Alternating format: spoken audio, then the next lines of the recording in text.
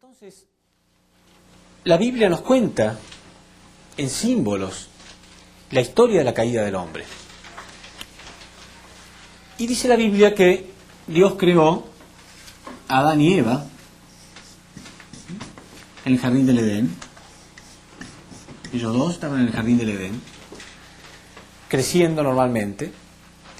Y en el centro del jardín del Edén había dos árboles. Uno que se llamaba el árbol de la vida, y a su lado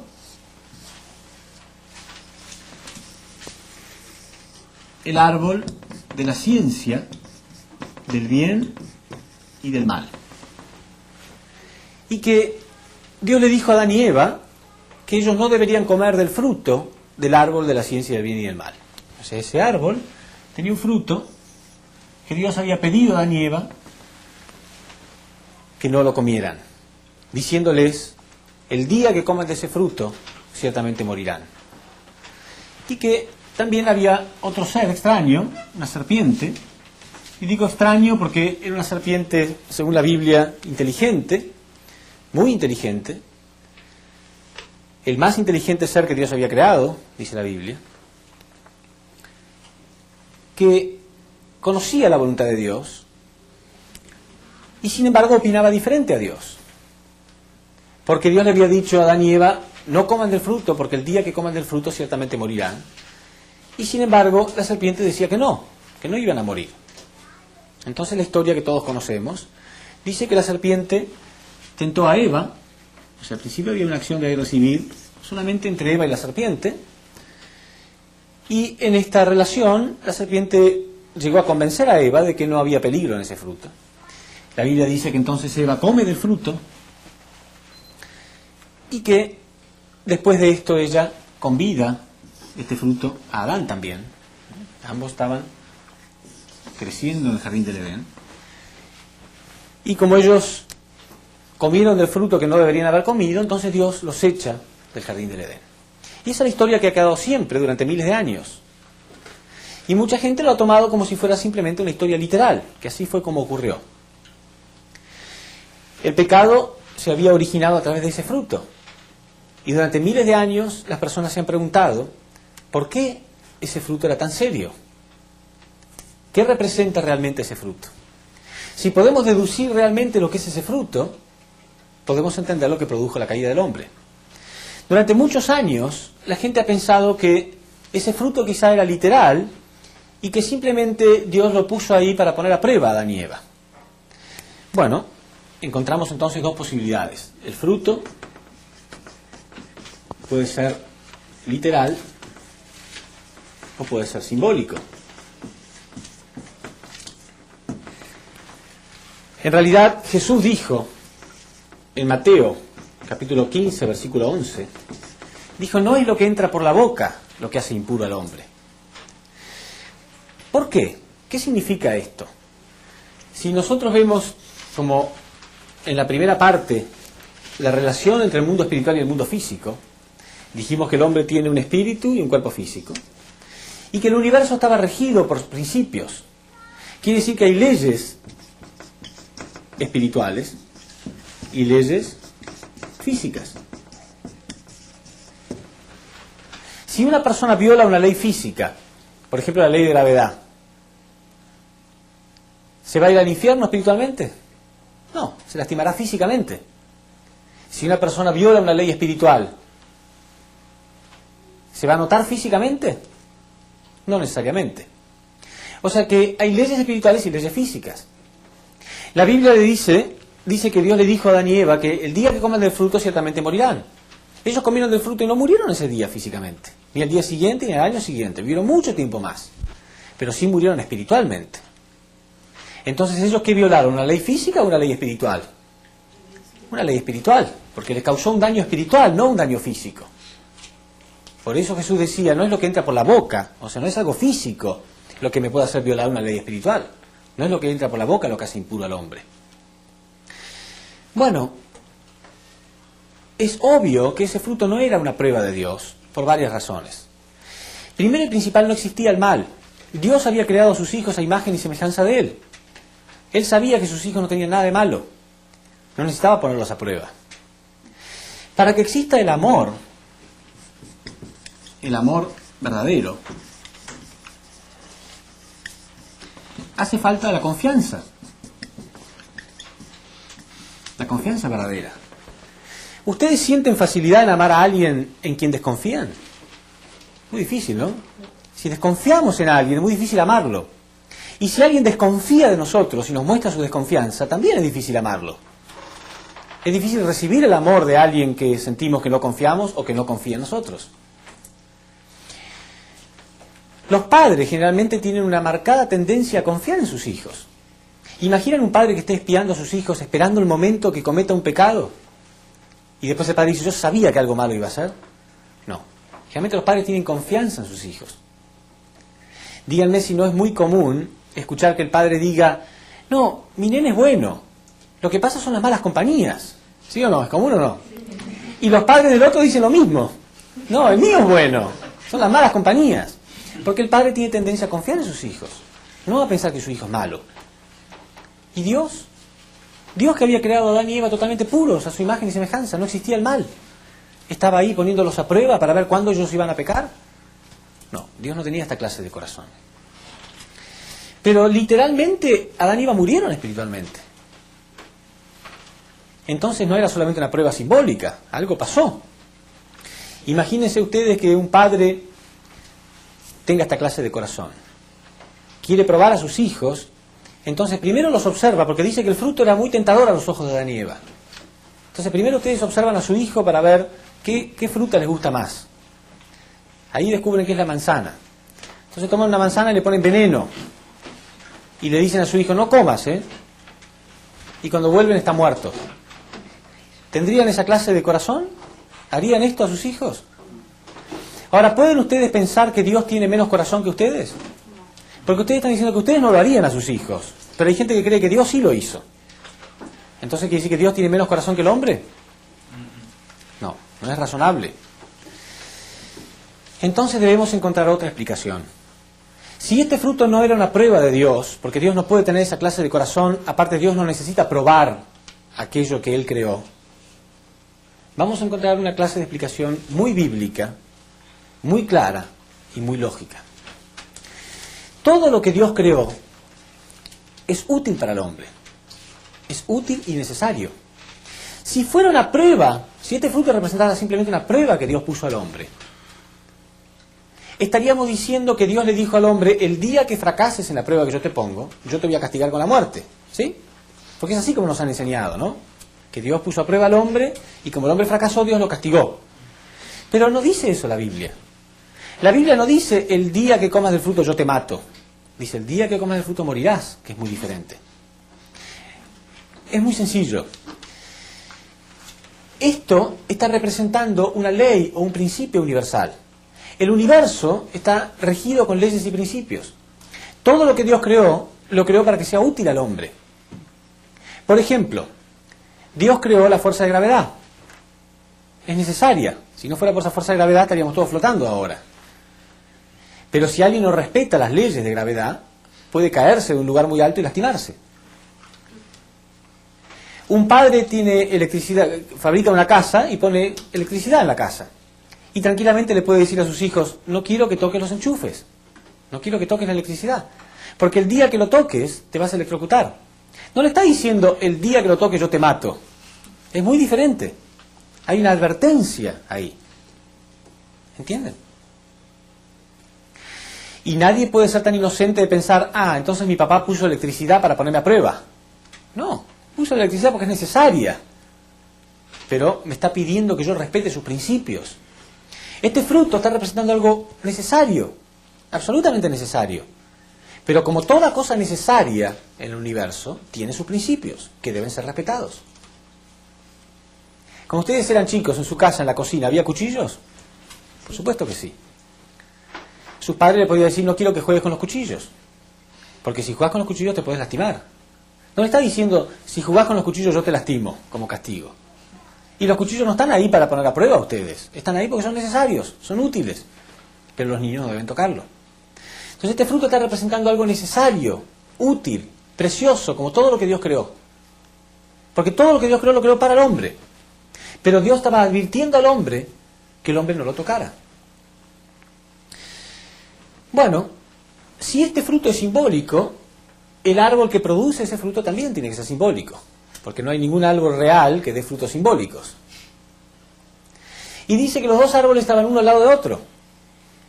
Por lo tanto, este árbol también es simbólico. Y vamos a comenzar analizando este árbol, el árbol de la vida. A ver qué significa. Porque el árbol de la vida se menciona muchas veces en la Biblia. El árbol de la ciencia del bien y del mal no. Se menciona una sola vez, cuando dice no comerás de su fruto. Pero este se menciona muchas veces. Y el árbol de la vida se relaciona siempre en la Biblia como el más profundo deseo humano. Por ejemplo, en Proverbios, capítulo 13, versículo 12, dice, espera prolongada enferma el corazón. Árbol de la vida es el deseo cumplido. O sea que el hombre tiene el corazón enfermo de tanto esperar el árbol de la vida. Porque dice, espera prolongada enferma el corazón. Árbol de la vida es el deseo cumplido. Quiere decir que está diciendo que el árbol de la vida está representando el deseo humano. El principal deseo humano. Bueno, ustedes podrán decir, bueno, pero esto es en el Antiguo Testamento, hace mucho tiempo. Bueno, pero la Biblia, en el Nuevo Testamento, en Apocalipsis 22:14, en el último libro de la Biblia, y Apocalipsis tiene 22 capítulos, quiere decir que es el último capítulo del último libro, prácticamente lo último que dice la Biblia, es, dichosos los que laven sus vestiduras, porque ellos podrán disponer del árbol de la vida y entrar por las puertas de la ciudad. O sea, entrar al reino de los cielos. Dice, dichosos los que se purifiquen, porque solamente ellos, solamente los que son puros, podrán disponer del árbol de la vida. Quiere decir que también está mostrando que van a ser dichosos los que consigan el árbol de la vida. O sea, otra vez más, el árbol de la vida está representando el deseo humano. Uno puede pensar, bueno, ¿cuál puede ser el más profundo deseo humano? Quizás fuera dinero, fama, poder. No, pero la Biblia dice, en Génesis 3:24, que el deseo de Adán también era conseguir algo de la vida. Dice que después de que Dios los echó del jardín del Edén, Dios tuvo que poner querubines, ángeles, seres espirituales, para evitar que el hombre alcanzara el árbol de la vida. O sea, el deseo de Adán también era conseguir el árbol de la vida. Y Adán no necesitaba fama, ni dinero, ni poder. ¿Qué podía desear Adán? Es más, imaginemos que sí, que realmente Adán quería poder, dinero, fama. Está bien, no importa, vamos a decir que sí, que él quería esas cosas. Pero él había sido creado por Dios para ser el padre de la humanidad y para ser el dueño de toda la creación. Porque después de que el hombre llegara a la perfección y se multiplicara, él iba a dominar toda la creación. Entonces él iba a ser poderoso, porque iba a ser el dueño de la creación, iba a ser el padre de la humanidad, iba a ser famoso, porque iba a ser el padre de la humanidad. Pero para lograr la tercera bendición había que pasar por la primera. Crecer, y por la segunda, multiplicados, y recién dominar. ¿Sí? Quiere decir que aunque quisiéramos pensar que el deseo de Adán era poder, fama, etcétera, aún así él lograría todo si cumplía la primera bendición de crecer. Porque creciendo hacia la perfección iba a ser el padre de la humanidad. Y toda la creación iba a estar en sus manos. Entonces, ¿cuál podía ser el deseo más profundo de Adán? Crecer. No tenía más nada que hacer en el jardín del Edén que no fuera crecer. Bueno, si ustedes leen en la Biblia, dice que la serpiente tentó a Eva a comer del fruto, diciéndole, no, el día que comas del fruto no vas a morir. No vas a morir. Al contrario, el día que comas del fruto se te abrirán los ojos y llegarás a ser como Dios. Y algunas personas enseñan que el problema de Adán y Eva quizás fue la soberbia de querer ser como Dios. No, pero Jesús decía, ustedes tienen que ser perfectos como Dios. Mateo 5:48. En realidad, el hecho de que esta serpiente haya tentado a Eva diciéndole que el día que coma del fruto será como Dios, nos da una clave de entender. Porque la serpiente conocía realmente el deseo del hombre. Si yo quiero tentar a una persona para que haga lo que yo quiero, lo tengo que tentar con algo que él quiere, ¿sí? Por ejemplo, imagínense que yo le digo a Benjamín, mira, Benjamín, si vos haces lo que yo quiero, yo te voy a dejar que vos te comas esta fibra. ¿Sí? ¿Lo puedo tentar? No, porque no fue creado para comer fibras. No fue creado para comer esto. Pero si yo lo observo y me doy cuenta que a él le gustan los chocolates, le puedo decir, bueno, si haces lo que yo quiero, entonces yo te puedo dar... ¿Sí? Yo voy a observarlo primero. Entonces la serpiente le dijo a Eva, no, si comes del fruto vas a ser como Dios. Porque él sabía que el deseo era ese. Porque Dios había puesto en ellos el deseo de ser como Dios. No tiene sentido tentarlos con algo que no tiene nada que ver. Entonces, el deseo de Adán era crecer hacia la perfección, para ser como Dios. Porque Dios puso ese deseo dentro de él. Dios puso dentro de él el deseo de querer ser como su Padre. ¿No somos nosotros iguales? Desde chiquitos queremos imitar a nuestros padres. ¿Sí? ¿Quién puso ese deseo dentro de nosotros? Claro, el plan de Dios era que nosotros tuviéramos padres perfectos. Desde Adán y Eva, hacia todos sus descendientes, que los padres fueran todos perfectos. Entonces, naturalmente, el hombre querría imitar a su padre. Hoy en día, cuando imitamos a nuestro padre, vemos que nuestro papá fuma y queremos fumar también.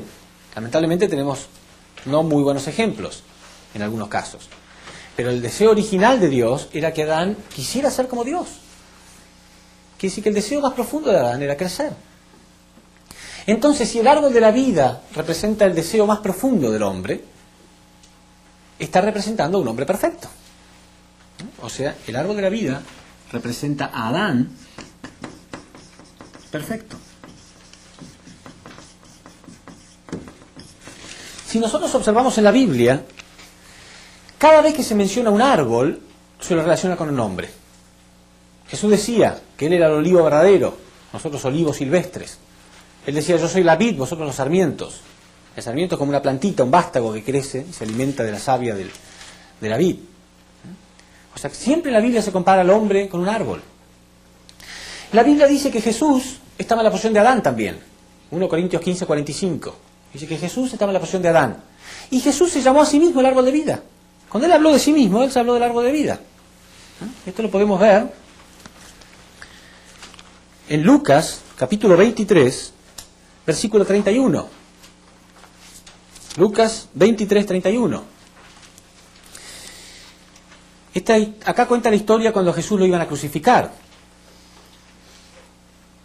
Y había algunas mujeres, dice, llorando a su alrededor. Y yo les voy a mostrar qué es lo que Jesús dice. Le seguía una gran multitud del pueblo y mujeres que se dolían y se lamentaban por él. Jesús, volviéndose a ellas, les dijo, hijas de Jerusalén, no lloréis por mí, llorad más bien por vosotras y por vuestros hijos. Porque llegarán días en que se dirán, dichosas las estériles, las entrañas que no engendraron y los pechos que no criaron. Entonces se pondrán a decir a los montes, caed sobre nosotras, y a las colinas, cubridnos. Porque si esto es lo que hacen con el árbol verde, ¿qué es lo que no harán con el árbol seco? O sea, si él, que era un hombre perfecto, un hombre verdadero, él estaba en la posición de Adán, y era perfecto. Él que estaba en la posición de Adán perfecto, dice, si esto es lo que hacen con un árbol verde es un árbol que está con vida, ¿no es cierto? ¿Qué es lo que no harán con un árbol seco? O sea, que él se llamó a sí mismo árbol de vida. Y Jesús, dice la Biblia, estaba en la posición de Adán, de segundo Adán o de último Adán.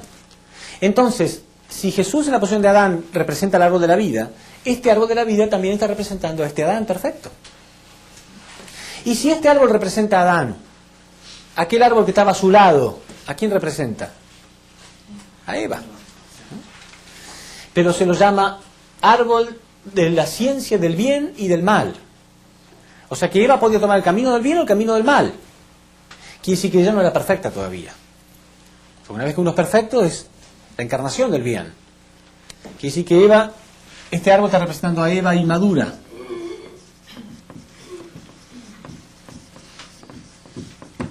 A Eva inmadura.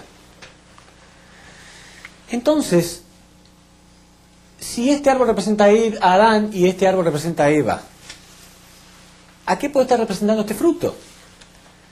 Porque el fruto es el medio a través del cual un árbol se multiplica. El fruto es el que tiene las semillas que va a permitir que el árbol se multiplique. Y si esta árbol está representando a Eva, el fruto está representando el medio a través del cual Eva se va a multiplicar.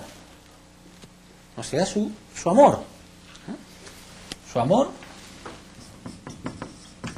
sexual. Su capacidad sexual. Entonces, ¿por qué estaba prohibido? Muy sencillo. Porque primero debería crecer. Después recién multiplicarse. Nada más que por eso. Es muy sencillo, ¿no? El fruto está representando el medio a través del cual el hombre se va a multiplicar. Pero no debía multiplicarse hasta no haber crecido hasta la perfección primero. Porque si no, no sería la imagen de Dios. Y Dios quería evitar que el hombre y la mujer tuvieran una experiencia con esta fuerza tan poderosa, que es la fuerza del amor, porque esta fuerza también tiene sus leyes y sus principios. Como dije antes, toda cosa útil, toda cosa necesaria, tiene su peligro también. Es como la electricidad. No podemos decirle a alguien, ¿no?, a nuestro padre, que haga nuestra casa sin electricidad para que no haya peligro. No, nosotros tenemos que ser responsables y cuidarnos y respetar sus principios. Entonces Dios creó este fruto, el amor, como algo poderoso, indispensable para la vida humana, pero como toda cosa indispensable y útil, deben ser respetados sus principios. Mucha gente cree que el amor no tiene sus leyes, que el amor no tiene principios. Pero ¿por qué existe el odio? ¿Por qué existen los celos? ¿Por qué existe el adulterio? ¿Por qué existen familias destruidas? Porque la gente cree que el amor no tiene sus principios. Pero el amor tiene leyes y principios también, igual que todas las cosas.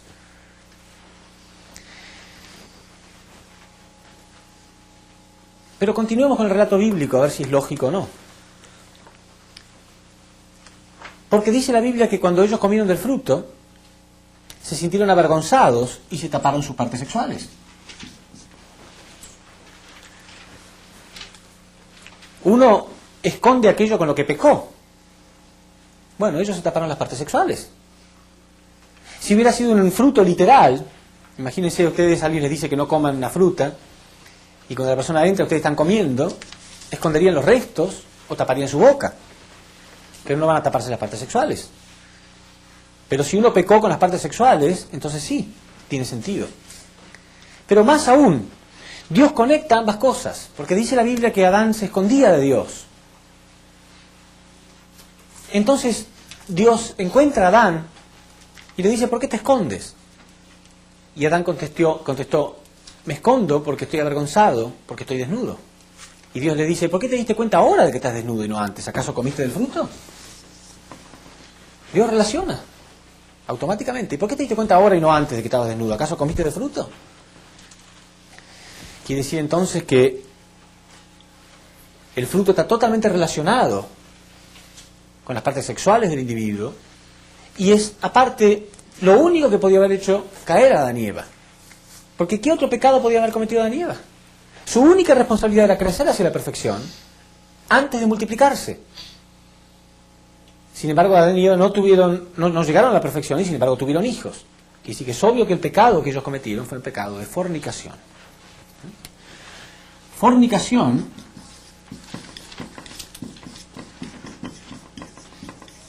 es el nombre que se le da a un acto sexual ilícito, a una relación de amor fuera de la voluntad de Dios. Bien, es muy razonable, porque a partir de ese momento, después de la caída humana, durante toda la historia, el pecado de fornicación y de adulterio fue considerado el peor de los pecados para todas las religiones principales de la historia humana. Cualquier religión tiene el pecado de fornicación y de adulterio como el peor de los pecados.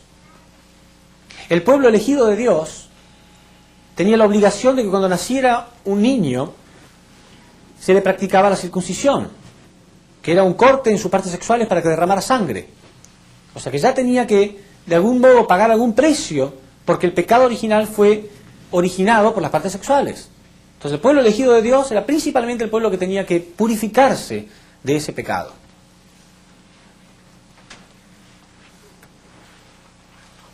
Entonces, ¿qué es esta serpiente? ¿Qué representa la serpiente? Bueno, si nosotros leemos en Apocalipsis, nos menciona muy claramente la identidad de esta serpiente, en Apocalipsis capítulo 12, versículo 9.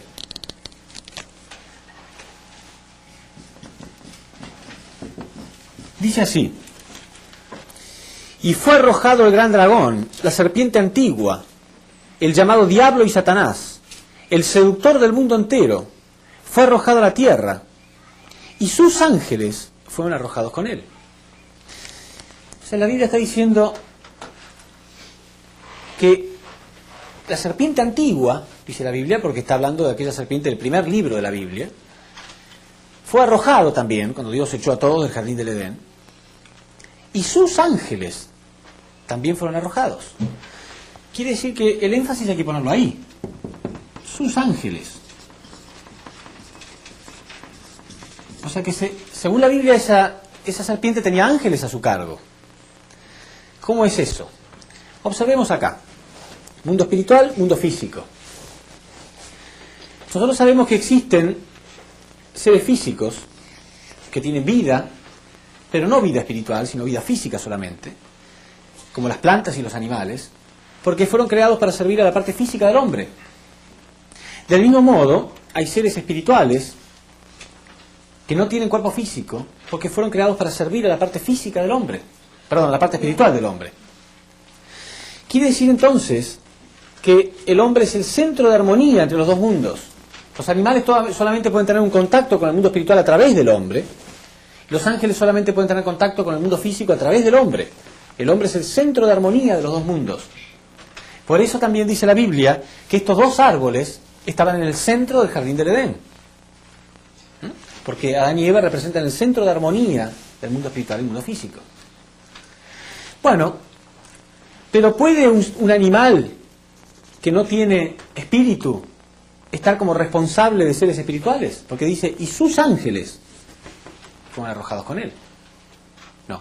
Es obvio que esta serpiente, que era inteligente, que hablaba, que conocía la voluntad de Dios, es un ser espiritual. Entonces, ¿por qué se lo relaciona con un ser físico? Porque después de la caída, el hombre murió espiritualmente, y Dios nos debe contar la historia con símbolos y elementos que nosotros conozcamos. Si ustedes le van a explicar a un niño algo, un niño les pregunta, hace una pregunta y ustedes le explican los términos que él pueda entender. No van a utilizar ejemplos o términos que él desconozca por completo. Entonces, durante miles de años, Dios tuvo que dar algún simbolismo de lo que ocurrió con la caída, utilizando términos físicos también. Por eso el fruto, que es espiritual, porque el amor es espiritual, era algo físico. Y la serpiente también era algo físico. Todos términos y elementos que el hombre primitivo podía conocer perfectamente. Pero ahora no. Ahora podemos entender realmente lo que ocurrió. Entonces dice, y sus ángeles fueron arrojados. O sea que esta serpiente está simbolizando en realidad a un ser espiritual. Y ahí sí es razonable, y ahí sí es lógico, que un ser espiritual conozca la voluntad de Dios y pueda comunicarse con el hombre. Porque Adán y Eva todavía estaban vivos espiritualmente. Pero la Biblia dice acá que primero era una relación entre Adán y la serpiente. Dice, la serpiente tentó a Eva a comer del fruto, Eva comió del fruto. Adán no tenía nada que ver. Entonces, si el comer del fruto está representando la fornicación y Adán no tenía nada que ver momentáneamente, ¿qué significa esto? Bueno, la Biblia dice en Judas 6:7,